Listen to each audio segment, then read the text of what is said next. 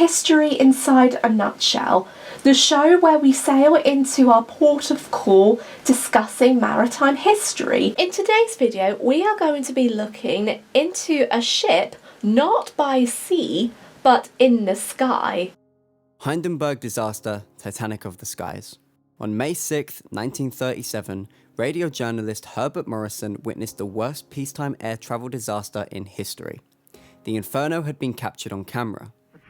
It bursts into flames. Get it started. It's crashing terrible. Oh my, get out of the way, please. It's bursting into flames, and it's falling on the mooring mast and all the folks between it. This is terrible. This is one of the worst catastrophes in the world. Oh, it's like 400 or 500 feet into the sky, and it's a terrific crash, ladies and gentlemen. The smoke and the flames now, and the flame is crashing to the ground, not quite to the mooring mast.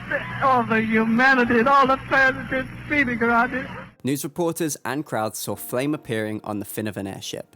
The tail bends back with the noise facing over 50 meters above the ground. Within 34 seconds, the fire burned the airship, forcing it down to the ground. And the airship was gone. All that was left was the metal skeleton of a ship. 35 people perished. The airship that was a victim of the Inferno was named the Hindenburg. Known as the Titanic of the skies, the tragedy of the Hindenburg shocked the world. It was an accident that wasn't meant to happen, and it's debated that the disaster might have been an act of sabotage. Before we get into what caused the disaster, we have to rewind to the history of the Hindenburg and what happened in New Jersey. In the 18th century, scientists began their experiments with vehicles lifting in the air with hydrogen and helium gases. Airships were a revolution of their time, but safety wasn't a thought. The earliest record of airships or balloons was in June 1783, when two paper millers were experimenting with float bags. They held the bags before they held a flame, where the bag expanded with hot air and flew above the ground. Months later, the men demonstrated the Montgolfier balloon at the Palace of Versailles in the presence of the French royal court. It was successful, and it drew the interest of the king and queen. It was a royal seal of approval.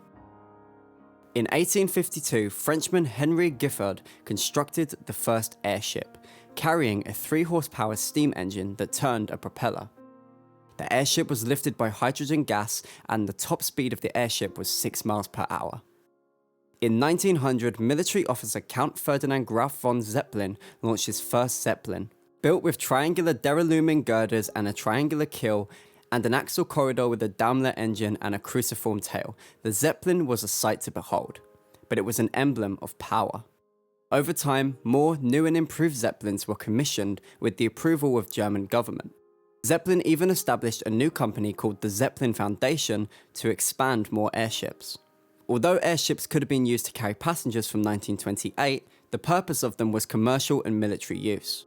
Both the German Army and Navy thought they would be useful in carrying sailors and soldiers, carrying equipment and travelling long distances. This became extra useful during the First World War, when Zeppelins were used to bomb cities in Britain and France. However, there was a problem with the Zeppelin, and they were involved in disasters.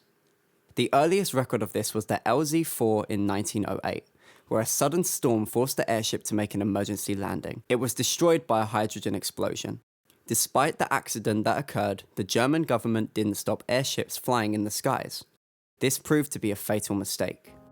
In 1929, the Zeppelin company proposed a design for the latest airship, which would later become the LZ-129, or the Hindenburg. On the drawing board, the company agreed that the airship would be designed with a deralumin structure and would be measured at approximately 237 meters long. It would incorporate 15 Ferris wheel-like main ring bulkheads with 16 cotton gas bags fitted between them and 10 Maybach engines. Later, it changed to 4 engines and would carry 140,000 cubic meters of hydrogen. Later, the company reconsidered the proposal of using hydrogen for the Hindenburg and switched to helium instead. Inside the airship, the Hindenburg had interior spaces, divided into 3 areas. The airship had a capacity of carrying 72 passengers. Because of the capacity, the passenger spaces were spread over 2 decks, which included the dining room, a bar, a restaurant, 25 cabins, and a smoking lounge. The Hindenburg was constructed in 1932. In 1936, the Hindenburg began the first transatlantic service between Germany, the United States, and Brazil. On May 3rd, 1937, the Hindenburg began another transatlantic crossing from Frankfurt to her destination at Lakehurst Navy Air Base in New Jersey. During her 3-day voyage, 36 passengers and 61 crew members were on board. On the afternoon of May 6, 1937, the Hindenburg was behind schedule, and a storm had approached the Navy airspace. The crew were worried that the airship would be caught in a sudden violent wind gust. The crew received a weather report saying the winds were up to 25 knots. In response, the captain and the commander of the Hindenburg agreed that the airship should wait for the weather to improve. While they waited, Captain Pruss and Commander Rosendahl alternated their course from New York to New Jersey. She headed southward before heading northward in a continuous circle. At 6 p.m, the rain had begun to pour, but only for 12 minutes. When it stopped raining, the commander said to the captain, conditions now considered suitable for landing. At 7:21 p.m, after a long journey, the Hindenburg arrived at a Navy airbase. However, she made a passover and circled the airfield before she slowly prepared herself for landing. At 7:25 p.m, and still 300 feet in the air, a small flame had appeared on one of the tail fins. Within seconds, an inferno broke out. The fire engulfed the entire ship, and the Hindenburg hit the ground. It took 34 seconds for the flames to consume the airship. Inside the ship, crew members had heard an explosion from the tail. With one sound, fire engulfed the Hindenburg. There was no time to think. Some passengers jumped out the windows, while some remained on the airship.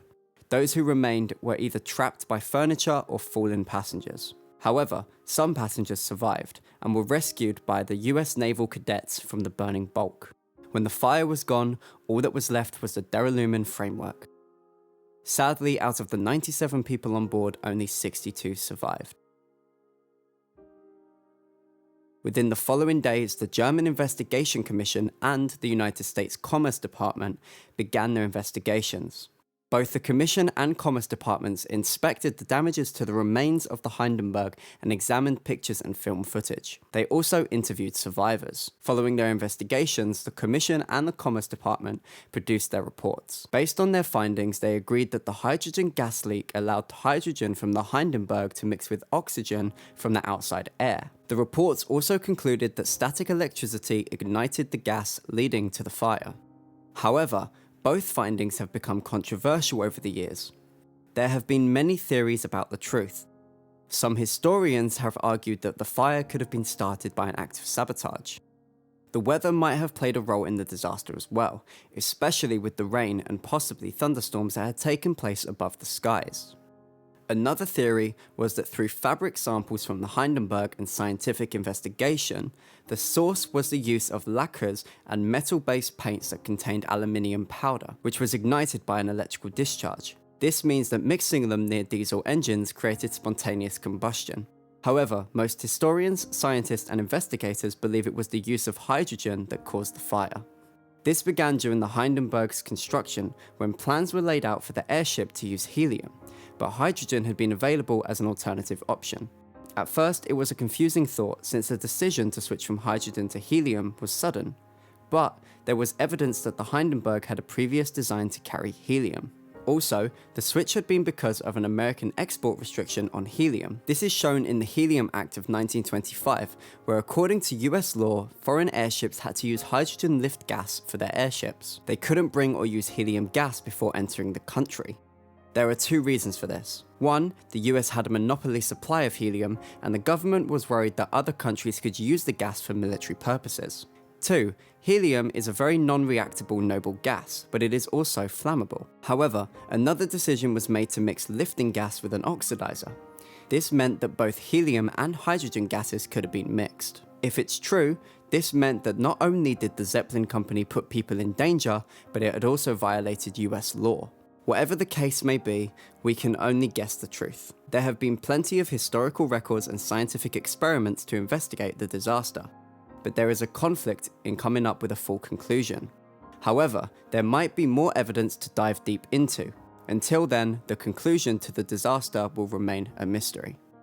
The Hindenburg became the last recorded incident involving an airship. With footage of the burning as evidence, people concluded that airship travel wasn't safe. Hence, commercial flights for passengers had stopped. The skeleton of the Hindenburg was cleared from the Navy Air Base. Some of the Hindenburg's valuable metals were shipped back to Germany to make new airships. The Hindenburg disaster changed the way we travel by air, and the results from the reports were an early stage for understanding chemical safety. The story doesn't end there. It's rumoured that worldwide companies are thinking of reintroducing airships as a low-carbon solution for carrying cargo and passenger flights. This is an alternative option to protect the planet, and possibly airship travel could be less expensive. Whether this will be taken further or not, it is interesting to reintroduce airship travel considering the events following the Hindenburg disaster. If companies are considering this, pilots and crew need a lot of training, and there needs to be adjustments to ensure the safety of the crew and passengers. What do you think? Would you consider travelling on an airship soon? Please share your thoughts in the comments below. I want to give a massive big thank you to Auxiliary for narrating this week's video. Over on his channel, Auxiliary has performed and writes rap music, including the song 13 Reasons, which is now streaming on all platforms. If you would like to follow or listen to any of Auxiliary's music, all links will be in the description box down below. If you enjoyed this week's episode, please subscribe for more historical content. Until next time, this has been History Inside a Nutshell, departing from the docks. Thank you so much for all of your support and enjoy the rest of your voyage.